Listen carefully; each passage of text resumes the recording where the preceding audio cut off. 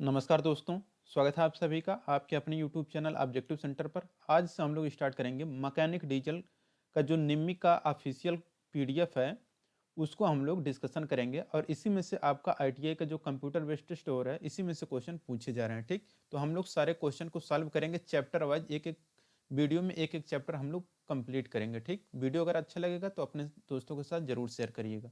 तो चलिए हम लोग आज से स्टार्ट करेंगे।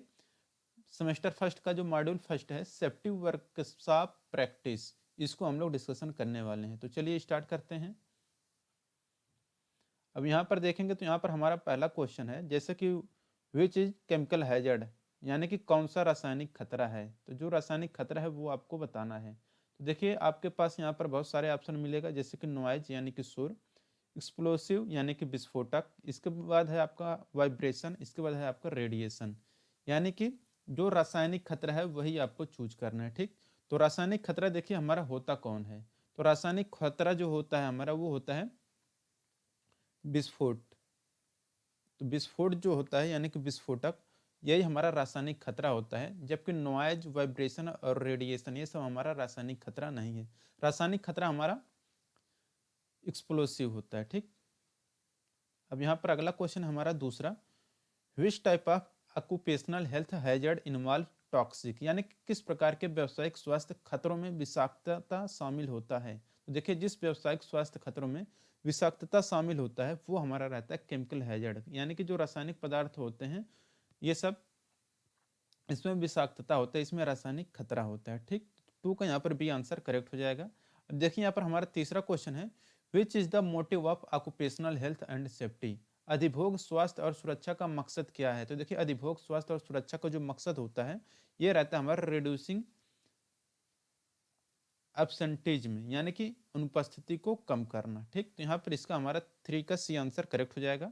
देखिए यहाँ पर चौथा क्वेश्चन है, what type of safety covers the warning of safety shoes in workshop, workshop में किस प्रकार की सुरक्षा जूते पहनने को कवर करती है। तो देखिए वर्कशॉप में जिस प्रकार के सुरक्षा जूते पहनने को कवर करती है वो हमारा रहता है पर्सनल सेफ्टी, यानी कि अगर आप जूता पहनते हैं तो ये आपका पर्सनल सेफ्टी के लिए आपको जूते पहनना अनिवार्य होता है। ठीक, तो आपको अगर अपनी खुद की सुरक्षा करनी है तो इसलिए आपको जूते पहनना जरूरी, कोई भी उपकरण हो आपको सबसे पहले अपने लिए सुरक्षा रखना बहुत जरूरी होता है। ठीक, तो इसलिए जो भी पर्सनल सेफ्टी है, जैसे कि जूता हो गया, बाकी अपने आंखों की सुरक्षा के लिए जो चश्मा पहनते हैं, हाथों की सुरक्षा के लिए ग्लव्स पहनते हैं, तो ये सब पर्सनल सेफ्टी के अंतर्गत आते हैं। ठीक, देखिए यहाँ पर पांचवा क्वेश्चन है, which is the occupational mechanical hazard, व्यवसायिक यांत्रिक खतरा कौन सा है। ऑप्शन है रोग, वर्तमान रिसाव, गैर पंजीकृत मशीनरी, इसके बाद है मशीनरी का लेआउट गलत होना। ठीक, तो देखिए व्यवसायिक यांत्रिक खतरा जो होता है वो हमारा रहता है अनगार्डेड मशीनरी, यानी कि गैर पंजीकृत मशीनरी व्यवसायिक यांत्रिक खतरा का समझिए निशान होता है। ठीक, तो फाइव के यहाँ पर सी आंसर करेक्ट हो जाएगा।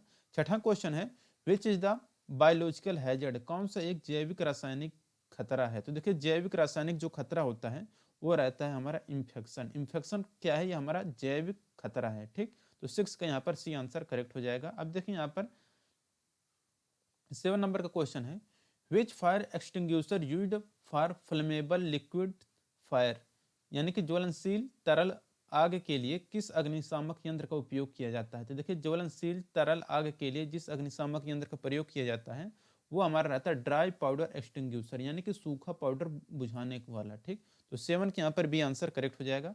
देखिए यहाँ पर हमारा आठवां क्वेश्चन है, which type of personal protection recommended to handle loads with rough surface and pointed projection, यानी कि किस प्रकार की व्यक्तिगत सुरक्षा के लिए किसी न किसी सतहों और नुकीले अनुमानों के साथ भार को संभालने की सिफारिश की गई है।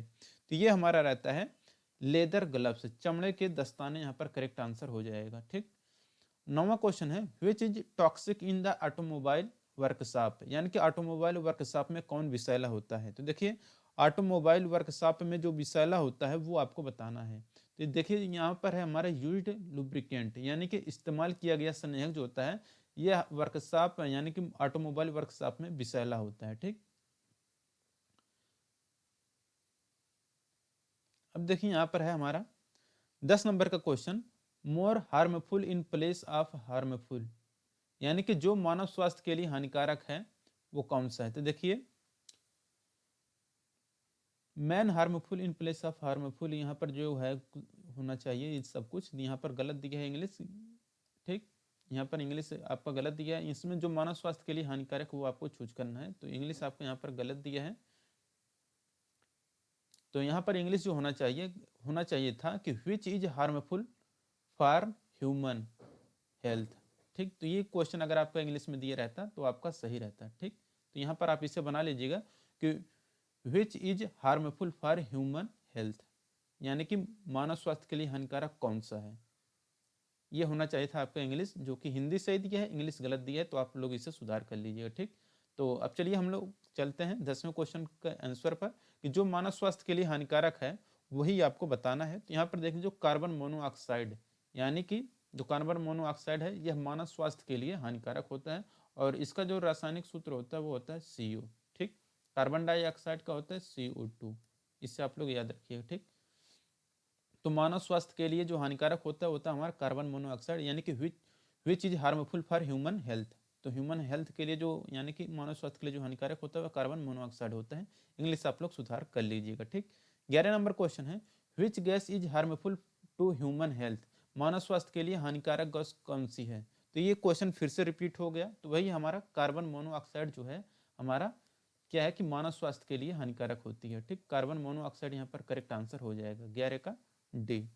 देखिए 12 नंबर का क्वेश्चन है which is the effect of air born dust in workshop, कार्यशाला में वायु जनित धूल का क्या प्रभाव होता है। तो देखिए कार्यशाला में वायु जनित धूल का जो प्रभाव होता है वो रहता है हमारा थ्रोट इन्फेक्शन, यानी कि गले में तकलीफ, यहाँ पर करेक्ट आंसर हो जाएगा।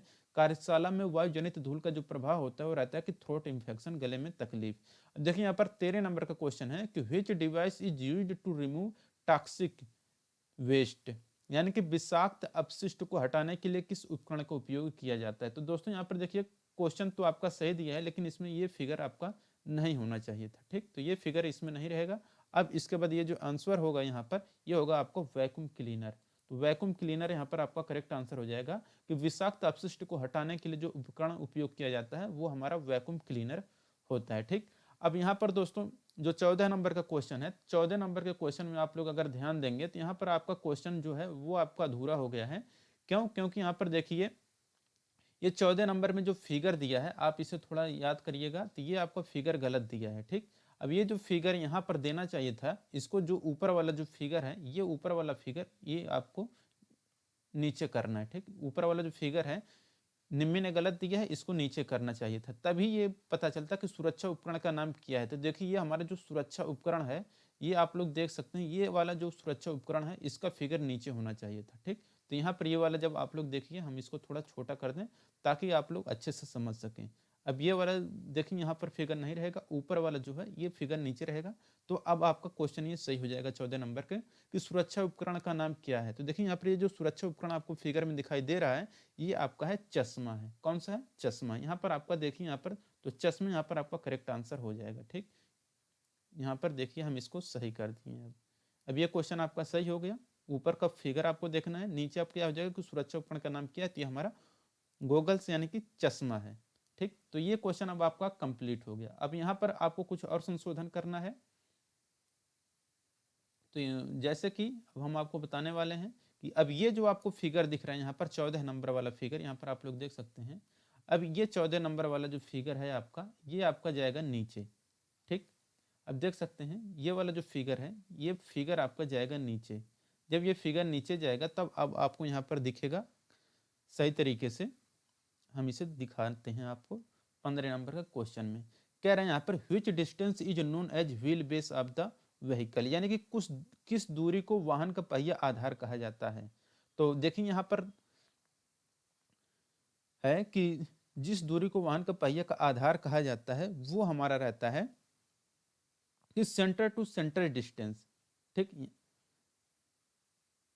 Between front and rear wheel, यानी कि आगे और पीछे के पहियों के बीच की दूरी के लिए केंद्र यहाँ पर जो है यहाँ पर आप लोग देख सकते हैं ये जो यहाँ पर क्रॉस निशान दिख रहा है आपको, ये क्रॉस निशान इन दोनों के बीच की जो दूरी होती है यही इनका कहने का मतलब है कि आगे और पीछे के पहियों के बीच की दूरी के लिए जो केंद्र होता है, यानी कि centre to centre distance between front and rear wheel, it is called wheel base of the vehicle.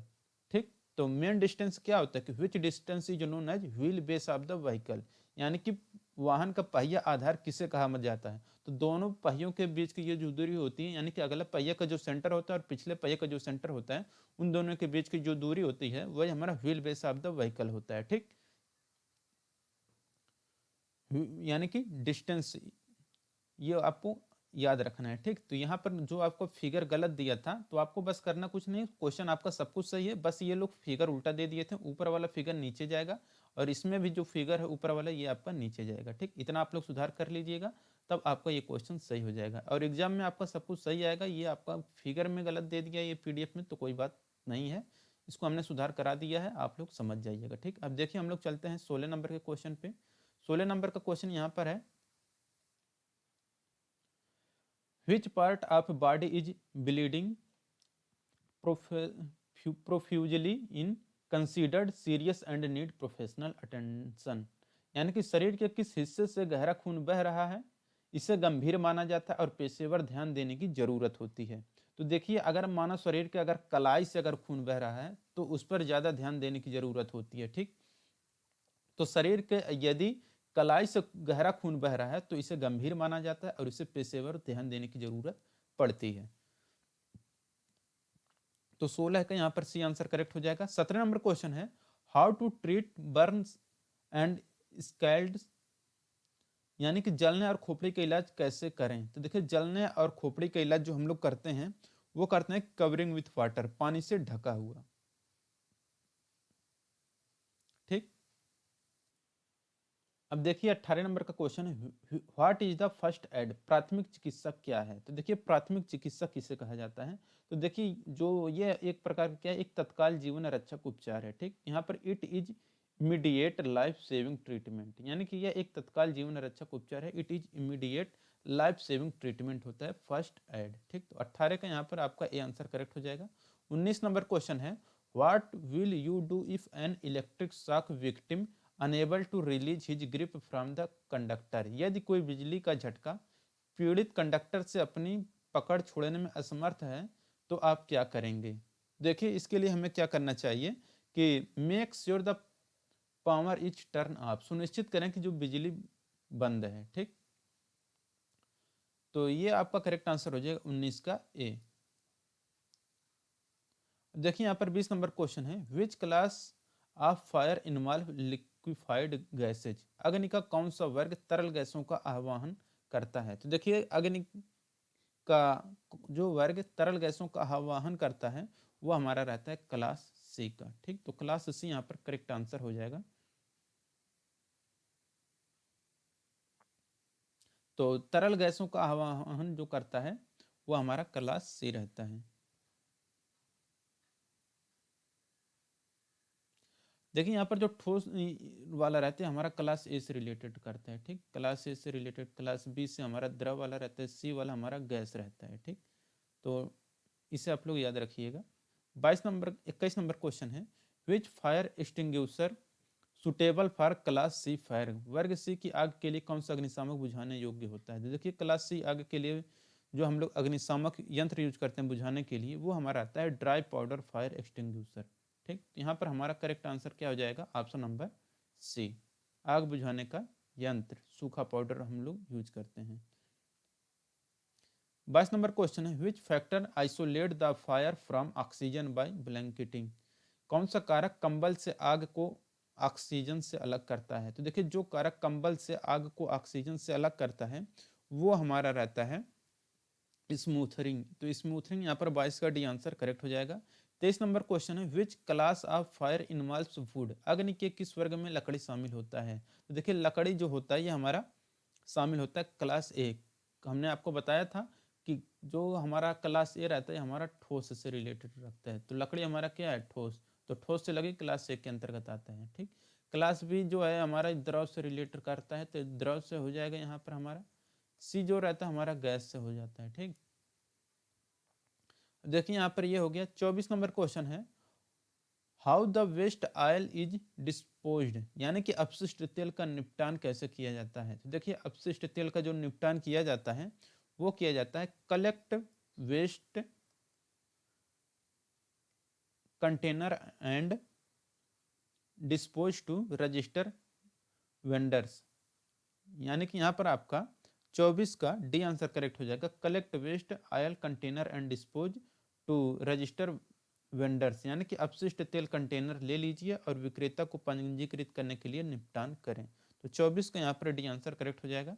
25 number का क्वेश्चन है which type of energy to minimise the waste without affecting production, उत्पादन को प्रभावित किए बिना कचरे को कम करने के लिए किस प्रकार की ऊर्जा की आवश्यकता होती है। तो यहाँ पर क्या करेंगे, तो यहाँ पर 25 का हमारा सी आंसर करेक्ट हो जाएगा।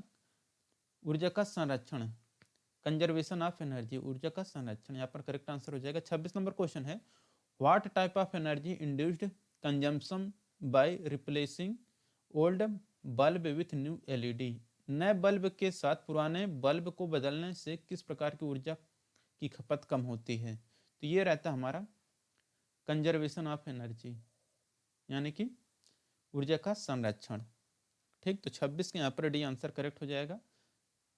27 नंबर क्वेश्चन है which is the major energy conservation opportunities, ऊर्जा संरक्षण के प्रमुख अवसर कौन से हैं। तो देखिए ऊर्जा संरक्षण के जो प्रमुख अवसर होते हैं ये हमारा रहता है रिप्लेसमेंट मशीनरीज, तो रिप्लेसमेंट मशीनरी 27 के यहाँ पर भी आंसर करेक्ट हो जाएगा।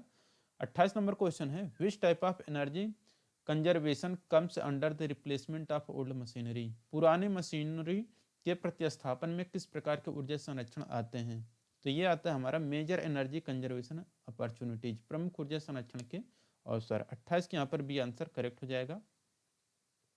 29 नंबर क्वेश्चन है which type of energy conservation opportunity involve stopping of water leakage point, किस प्रकार के ऊर्जा संरक्षण अवसर में जल रिसाव के बिंदुओं को रोकना शामिल होता है। तो ये रहता है हमारा माइनर एनर्जी कंजर्वेशन अपॉर्चुनिटी, लघु ऊर्जा संरक्षण के अवसर।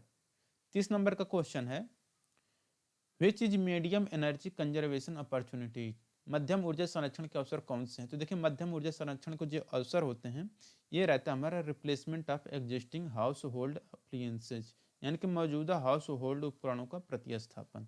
तो 30 का यहाँ पर डी आंसर करेक्ट हो जाएगा।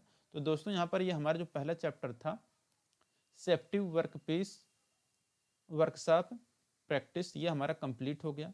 अब दोस्तों हम लोग पढ़ेंगे आगे जो हमारा वीडियो रहेगा वो रहेगा हमारा मेजरिंग मार्किंग एंड प्रैक्टिस से, तो ये हमारा दूसरा चैप्टर रहेगा।